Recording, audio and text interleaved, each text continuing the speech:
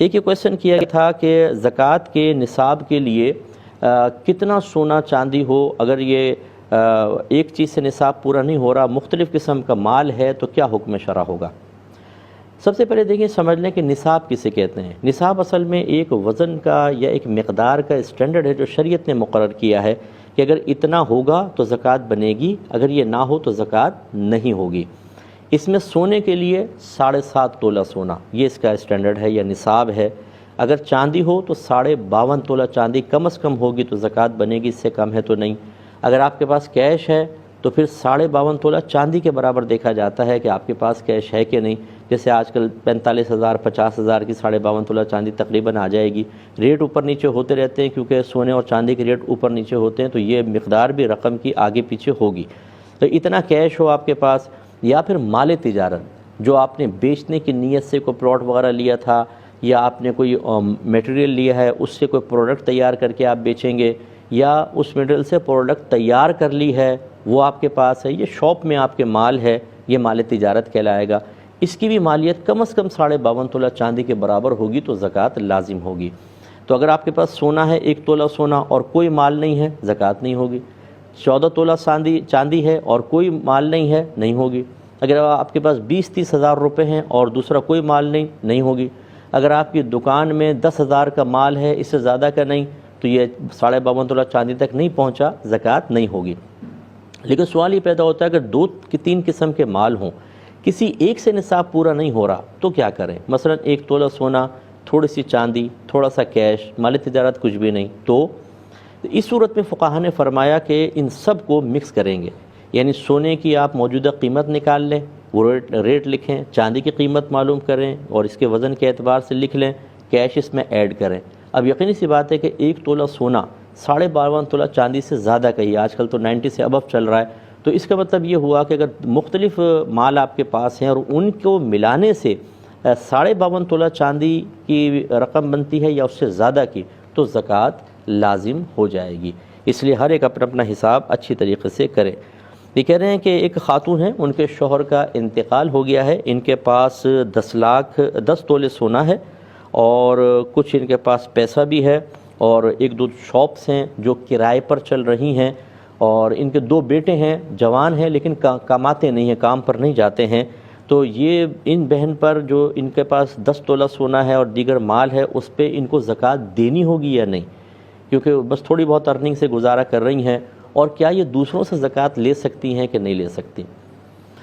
دیکھیں اچھی طرح سمجھیں، جب آپ کو زکوٰۃ نکالنی ہوتی ہے، میں نے آپ کو پہلے بتایا کہ ہمیں نصاب دیکھنا ہوتا ہے، لیکن اگر آپ کو زکوٰۃ لینی ہے تو اس کا اصول بس یہ ہے کہ جو آپ کی ضروریات زندگی کی چیزیں ہیں ان کو پہلے ہٹا دیں۔ مثلا مکان ہے، کپڑے ہیں، برتن ہیں، فریج ہے، آپ کا اے سی ہے، واشنگ مشین ہے، سواری ہے، آپ کے اسکوٹر ہے، یا کار بھی اگر آپ یوز کرتے ہیں، ان کی مالیت کا اعتبار نہیں ہوتا، زکوٰۃ لینے کی بات کر رہا ہوں، ان کو ہٹا دیجئے۔ اب جو اضافی سامان ہے، اگر وہ 52.5 تولہ چاندی تک پہنچ جاتا ہے تو پھر یاد رکھیں کہ آپ زکوٰۃ نہیں لے سکتے ہیں۔ جیسے مثال کے طور پہ ایک بہن کے پاس 1 تولہ سونا ہے اور کوئی مال نہیں ہے، کیا وہ زکوٰۃ لے سکتی ہیں؟ تو نہیں لے سکتی، کیونکہ 1 تولہ سونا 52.5 تولہ چاندی سے زیادہ مالیت کا ہوتا ہے، لہٰذا یہ زکوٰۃ کی مستحقہ نہیں ہے۔ اب ہمارے ہاں تو ہم ان کو غریب کہتے ہیں، لیکن ہم معاملہ کر رہے ہیں شریعت کے اعتبار سے۔ شریعت ایسے شخص کو غنی مانتی ہے، شرعی فقیر نہیں مانتی ہے، لہٰذا ان پر زکوٰۃ لینا جائز نہیں ہوگا۔ اب جب 1 تولہ کا میں نے یہ حساب بتایا تو یہاں تو 10 تولہ سونا ہے، تو بالکل ان بہن پر زکوٰۃ دینا بھی واجب ہے، کیونکہ کم از کم 7.5 تولہ سونا ہو تو زکوٰۃ واجب ہو جاتی ہے۔ تو 10 تولہ ہے تو ہر سال اس کا حساب کر کے 10 تولہ کا، اور دیگر اگر کیش وغیرہ اضافی ان کے پاس رکھا ہوا ہے اس کو بھی اس قیمت کے ساتھ ایڈ کر کے 2.5% ان کو زکوٰۃ نکالنی ہوگی۔ اور جب یہ خود زکوٰۃ نکالنے کے قابل ہیں تو بالکل نہیں لے سکتی ہیں۔ اب اگر آپ یہ سوچیں جی بیوہ ہیں اس لیے ہم دے دیں، بیوہ ہونا زکوٰۃ لینے کے جواز کی دلیل نہیں ہے۔ شرعی فقیر ہونا یا غنی ہونا، یہ ہے اصل مسئلہ، یہ ہے اصل بنیاد، یہ اسٹینڈرڈ ہے۔ لہٰذا یہ بہن چونکہ شرعی فقیرہ نہیں ہے، لہٰذا ان کو زکوٰۃ نہیں دے سکتے ہیں۔ اگر دیں گے تو ادا نہیں ہوگی، اور اگر یہ بہن زکوٰۃ لیں گی تو شدید گناہ گار ہوں گی، کیونکہ دوسروں کی زکوٰۃ ضائع کرنے کا سبب بنے گی۔ اللہ نے ان کو بہت دیا ہے، خوش دلی کے ساتھ اللہ کی راہ میں دیں۔ یہ مال بھی کس نے دیا؟ ہمیں اللہ نے دیا۔ جب ہم اللہ تعالیٰ کے راستے میں خرچ کرتے ہیں اللہ تبارک و تعالیٰ بہترین دنیا اور آخرت میں اس کا بدلہ عنایت فرماتا ہے۔ تو اس لیے ان بہن پر زکوٰۃ لازم ہے اور یہ زکوٰۃ کسی سے لے نہیں سکتی ہیں۔ کسی نے اور پوچھا تھا کہ کیا زکوٰۃ کے روپے سے مدرسے کے اسٹوڈنٹ کو کتاب وغیرہ دلوا سکتے ہیں؟ بالکل دلوا سکتے ہیں، اور ایک اصول بس یاد رکھیے گا، جب ہم زکوٰۃ دیتے ہیں تو زکوٰۃ دینا کیش کی صورت میں ہو یہ لازم نہیں ہے۔ آپ دوا کی شکل میں بھی دے سکتے ہیں، آپ کتابوں کی شکل میں دے سکتے ہیں، لباس کی شکل میں دے سکتے ہیں، راشن کی شکل میں دے سکتے ہیں۔ لیکن اس میں ایک بات ذہن میں رکھیے گا، جب آپ کیش دیتے ہیں تو پھر تو ٹھیک ہے، وہ 40,000 50,000 ہم نے جو 52.5 تولہ چاندی کا ریٹ آپ کو بتایا اس اعتبار سے آپ حساب کتاب کر کے دے دیں گے۔ لیکن جب آپ مال کے ذریعے زکوٰۃ نکالتے ہیں تو ایک ہوتی ہے اس کی قیمت خرید اور ایک ہوتی ہے اس کی قیمت فروخت۔ مثال کے طور پہ میں ایک دوا خریدتا ہوں 1,000 روپے کی، لیکن ابھی اگر میں جا کے مارکیٹ میں کہتا ہوں میں دوا بیچنا چاہتا ہوں، کتنے کی بکے گی؟ فرض کر لیں، کہتے ہیں 900 روپے کی ہم لوگ لیں گے، تو بس اس کی جب زکوٰۃ کی قیمت، اس کی ویلیو جب آپ اس کو لکھیں گے تو 900 روپے ہوگی۔ مطلب اب آپ نے کتاب لی، 5,000 کی کتابیں لے لیں، دینی طالب علم کو بالکل آپ دے سکتے ہیں، زکوٰۃ کی نیت سے یہ زکوٰۃ ادا ہوگی، لیکن پہلے تھوڑا سا آپ کو اندازہ کرنا ہوگا کہ یہ 5,000 کی کتابیں اگر ابھی میں بیچتا ہوں تو کتنے کی بکیں گی۔ فرض کر لیں جیسے آپ نے لی قیمت بڑھ گئی اور آپ نے اندازہ کیا 6,000 کی بکیں گی تو 6,000 زکوٰۃ ادا ہوگی۔ لیکن اگر آپ یہ گمان کرتے ہیں، آپ نے 2-3 سے معلوم کیا، انہوں نے کہا جی 4,500 سے زیادہ کی کتابیں نہیں بکیں گی، تو آپ کی زکوٰۃ 4,500 ادا ہوگی، 5,000 نہیں۔ یہی دواؤں کا مسئلہ ہوتا ہے کہ جتنے کی آپ نے دوا لی وہ اس کی قیمت نہیں دیکھیں گے کتنے کی لی، بلکہ اب اگر بیچیں تو کتنے کی ہوگی۔ تو خلاصہ کلام یہ کہ اس طریقے سے آپ کر سکتے ہیں۔ اچھا، کسی نے پوچھا کہ ہم نے کسی کو قرضہ دیا ہوا تھا، اب وہ شخص تنگ دست ہو گیا اور ہمارا قرض ادا نہیں کر سکتا، تو کیا ہم اس قرضے میں زکوٰۃ کی نیت کر لیں کہ ہماری زکوٰۃ ادا ہو گئی؟ نہیں ہوگی۔ دیکھیں اس کا جواب یہ ہے کہ جب آپ زکوٰۃ ادا کرتے ہیں، شرعی فقیر کے ہاتھ میں دیتے ہیں، اس وقت زکوٰۃ کی نیت ہونی چاہیے، یا پھر آپ کسی کو وکیل جیسے بناتے ہیں، یار یہ فلاں جگہ ادارے میں دے دینا، فلاں جگہ زکوٰۃ دے دینا، تو اس وکیل کو دیتے ہوئے زکوٰۃ کی نیت ہونی چاہیے۔ یا بعضوں کے زیڈ اکاؤنٹس ہوتے ہیں، آپ نے دیکھا وہ زکوٰۃ کا مال علیحدہ کرتے ہیں، پھر مستحق آتے رہتے ہیں، دیتے رہتے ہیں، اس وقت زکوٰۃ کی نیت ہونی چاہیے۔ لہٰذا جب آپ نے قرضہ دیا اس وقت زکوٰۃ کی نیت تھی نہیں، اور جب تھی نہیں تو آپ کی زکوٰۃ ادا نہیں ہوگی۔ اس میں شرعی ہیلہ ہو سکتا ہے کہ آپ اسے جیسے 1,00,000 روپے دیے ہوئے ہیں اور آپ چاہتے ہیں زکوٰۃ بھی ادا ہو جائے اور قرض بھی واپس مل جائے، تو آپ اسے 1,00,000 زکوٰۃ کے طور پہ دے دیں، وہ لے لے گا، زکوٰۃ ادا ہو گئی۔ اب آپ کہیں میرا قرضہ دے دیں، وہ 1,00,000 آپ واپس لے لیں، زکوٰۃ بھی ادا ہو جائے گی اور یہ پیسہ بھی آپ کے پاس آ جائے گا۔ اب کسی نے پوچھا ہے کہ گفٹ میں ملے ہوئے پلاٹ کی زکوٰۃ کا کیا حکم ہوگا؟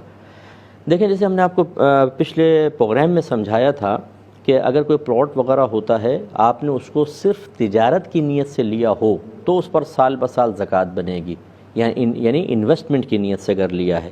اور اگر انویسٹمنٹ کی خالص نیت نہیں ہے، مثال کے طور پر بعض اوقات ہم پلاٹ لیتے ہیں کہ اگر اس کے اچھے ریٹ مل گئے تو بیچ دوں گا ورنہ اپنا گھر بنا لوں گا، یہ 2 نیتیں ہو گئی۔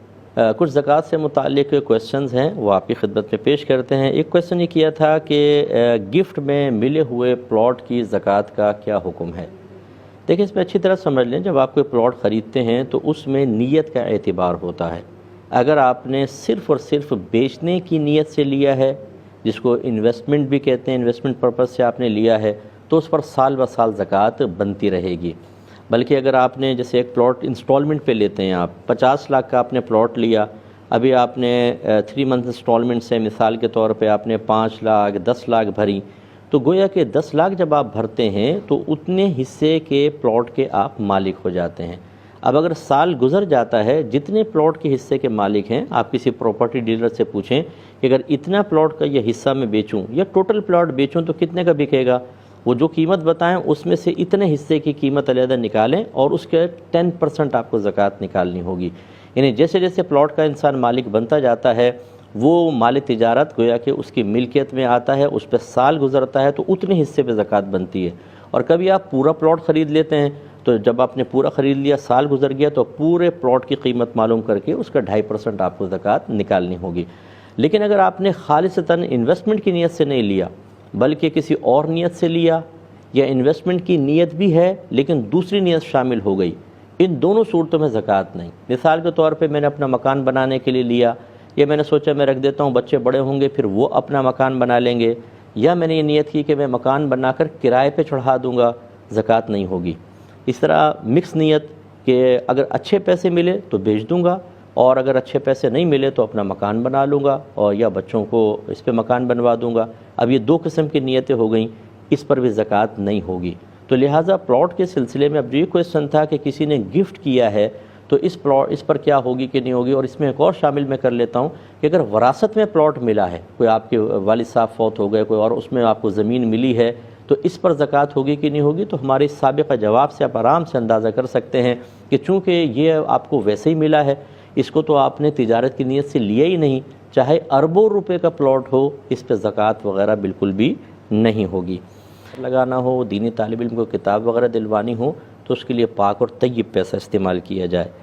ایک انہوں نے پوچھا ہے کہ آدمی کے پاس 10 لاکھ روپے ہیں، اس آدمی نے ایک بار زکوٰۃ نکال دی ہے اس پیسے کی، اب وہ اگلے سال پورا سال وہ 10 لاکھ اس کے پاس رہا، تو کیا دوبارہ اس پر زکوٰۃ نکالنی ہوگی؟ تو جی ہاں، بالکل نکالنی ہوگی، کیونکہ ایک سال تک جب وہ آپ کے پاس رہا تو آپ اس سے نفع اٹھا سکتے تھے۔ آپ نے اگر نہیں اٹھایا، اس کو ایسی بینک میں رکھا، تو شریعت اس کا اعتبار نہیں کرتی ہے۔ جب تک وہ پیسہ آپ کے پاس رہے گا اور اس پر سال گزرتے رہیں گے، آپ کو اس کی زکوٰۃ ادا کرنی ہی ہوگی۔ ایک انہوں نے پوچھا کہ پیرنٹس لڑکی کی شادی کے لیے جو زیور بنا کر رکھتے ہیں، اس پر زکوٰۃ پیرنٹس کو دینی ہوگی یا بچی کو دینی ہوگی؟ دیکھیں، اس کے دو جواب ہیں یا اس کے دو پہلو ہیں۔ وہ سوال ہی پیدا ہوتا ہے کہ وہ بچی بالغ ہے یا نابالغ۔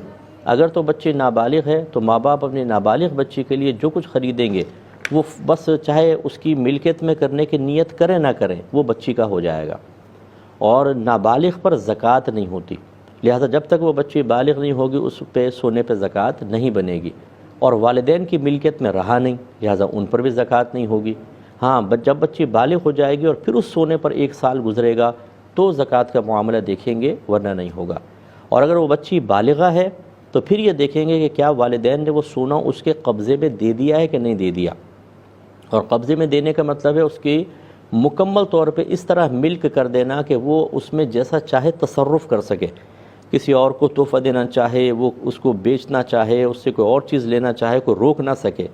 جب اس طرح تحفہ کسی بالغ کو دیا جائے اور مکمل تصرف کا اختیار دے دیا جائے تو شے تحفہ دینے والے کی ملک سے نکل کر اس دوسرے کی ملکیت میں داخل ہو جاتی ہے۔